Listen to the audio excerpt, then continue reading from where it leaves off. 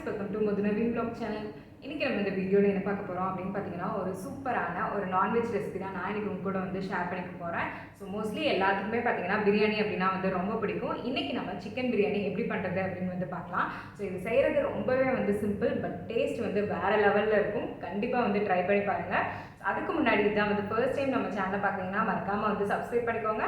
பக்கத்தில் இருக்க பெல் ஐக்கானையும் கிளிக் பண்ணி ஆல் கொடுத்துக்கோங்க. அப்போ தான் நான் எப்போல்லாம் வந்து வீடியோஸ் அப்லோட் பண்ணாலும் உங்களுக்கு நோட்டிஃபிகேஷன் காமிக்கும். நீங்கள் என்னோட வீடியோஸ் வந்து மிஸ் பண்ணாமல் பார்க்க முடியும். சரி, இப்போ வாங்க அந்த ரெசிபி எப்படி பண்ணுறதுன்னு பார்க்கலாம்.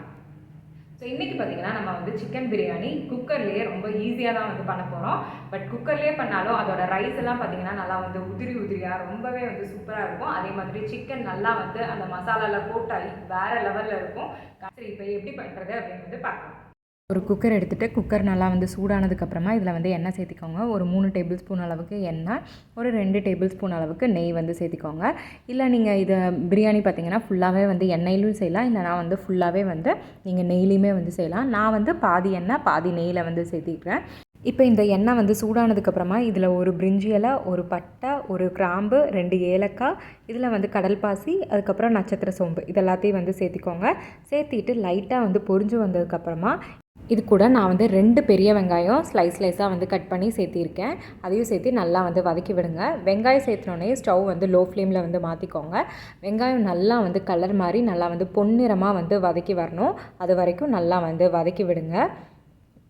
இப்போ பார்த்திங்கன்னா நல்லா வெங்காயம் வதங்கி ஒரு கோல்டன் ப்ரௌன் கலரில் இருக்குது. ஸோ இந்த மாதிரி வர வரைக்கும் வந்து வதக்கி விடுங்க. அப்போ தான் வந்து பிரியாணியோட டேஸ்ட் வந்து சூப்பராக இருக்கும். இப்போ அது கூட ஒரு டேபிள் ஸ்பூன் அளவுக்கு இஞ்சி பூண்டு பேஸ்ட்டு நான் வந்து சேர்த்திக்கிறேன். சேர்த்திட்டு அதையுமே வந்து நல்லா வந்து மிக்ஸ் பண்ணி விடுங்க. அந்த இஞ்சி பூண்டோட பச்சை வாசனை போகிற அளவுக்கு நல்லா வந்து வதக்கி விடுங்க. இப்போ இந்த இஞ்சி பூண்டோட பச்சை வாசனை போனதுக்கப்புறமா ஒரு 2 பச்சை மிளகாய் லைட்டாக வந்து கீறிட்டு இது கூட வந்து சேர்த்திக்கோங்க. அது கூடவே நான் பார்த்திங்கன்னா ஒரு 2 மீடியம் சைஸ் தக்காளி வந்து ஸ்லைஸாக வந்து கட் பண்ணி வச்சுருக்கேன். அதையும் சேர்த்து நல்லா வந்து வதக்கி விடுங்க. ஸோ தக்காளி வந்து அதிகமாக சேர்த்துனீங்கன்னா அதோட டேஸ்ட் பிரியாணியோட டேஸ்ட்டே வந்து வேறு மாதிரி இருக்கும். அதனால் தக்காளி வந்து கம்மியாக சேர்த்துற அளவுக்கு பிரியாணி வந்து டேஸ்ட் வந்து சூப்பராக இருக்கும். இப்போ வெங்காயம் தக்காளி இதெல்லாம் நல்லா வந்து மசிஞ்சு நல்லா குழஞ்சி வர அளவுக்கு நல்லா வந்து வதக்கி விடுங்க. இப்போ பார்த்திங்கன்னா வெங்காயம் தக்காளி இதெல்லாம் நல்லா வந்து மசிஞ்சு வந்துருச்சு. இந்த ஸ்டேஜில் நான் வந்து ஒரு 2 டேபிள் ஸ்பூன் அளவுக்கு நான் வந்து தயிர் வந்து சேர்த்திக்கிறேன். நல்லா ஃப்ரெஷ்ஷான புளிக்காத தயிர் வந்து 2 டேபிள் ஸ்பூன் அளவுக்கு வந்து சேர்த்திக்கோங்க. வெங்காயம் தக்காளி இதெல்லாம் நல்லா வந்து மசிஞ்சதுக்கப்புறமா தயிர் வந்து சேருங்க. தயிர் சேர்த்தோன்னே நல்லா வந்து மிக்ஸ் பண்ணி விடுங்க. இல்லைனா ஒரு மாதிரி திரிஞ்ச மாதிரி ஆயிரும். நல்லா முடிஞ்ச அளவுக்கு நல்லா வந்து மிக்ஸ் பண்ணி இது கூட ஒரு கைப்பிடி அளவுக்கு கொத்தமல்லி புதினா இதையும் சேர்த்து நல்லா வந்து மிக்ஸ் பண்ணி விடுங்க. ஒரு நிமிஷத்துக்கு அப்படியே நல்லா வந்து மிக்ஸ் பண்ணி விடுங்க. அதோட ஃப்ளேவர் வந்து இதில் இறங்கும்போது அந்த பிரியாணியோட டேஸ்ட்டே வந்து சூப்பராக இருக்கும். இப்போ இது கூட ஒரு 1/4 டேபிள் ஸ்பூன் அளவுக்கு மஞ்சள் தூள், ஒரு 1/2 டேபிள் ஸ்பூன்லேருந்து 1 டேபிள் ஸ்பூன் அளவுக்கு வந்து மிளகாத்தூள் உங்கள் காரத்துக்கு தகுந்த மாதிரி சேர்த்துக்கோங்க. அது கூடவே ஒரு 1/2 டேபிள் ஸ்பூன் அளவுக்கு மல்லித்தூள், 1 டேபிள் ஸ்பூன் அளவுக்கு பிரியாணி பவுடர் இதெல்லாத்தையும் சேர்த்து நல்லா வந்து மிக்ஸ் பண்ணிக்கோங்க. இப்போ இதோட பச்சை வாசனை போகிற அளவுக்கு நல்லா வந்து வதக்கினதுக்கப்புறமா நம்ம வந்து சிக்கன் வந்து எடுத்துருப்போம் இல்லையா.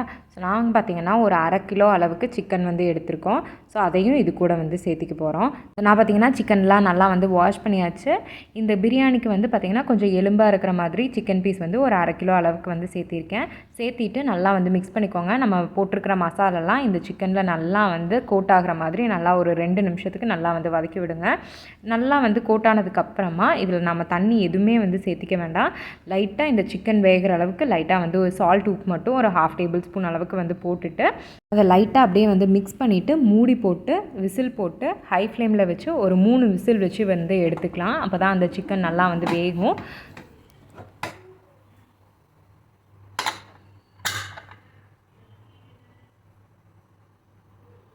இப்போ பார்த்திங்கன்னா விசில் வந்துருச்சு, ப்ரெஷரும் வந்து போயிடுச்சு. அதுக்கப்புறமா வந்து ஓப்பன் பண்ணி பார்த்திங்கன்னா சிக்கன் நல்லா வந்து வெந்திருக்கும். அதே மாதிரி சிக்கனில் நம்ம எந்த தண்ணியுமே வந்து சேர்த்துல, பட் அதனால் இதில் பார்த்திங்கன்னா எவ்வளோ தண்ணி இருக்குது அப்படின்னு வந்து பாருங்கள்.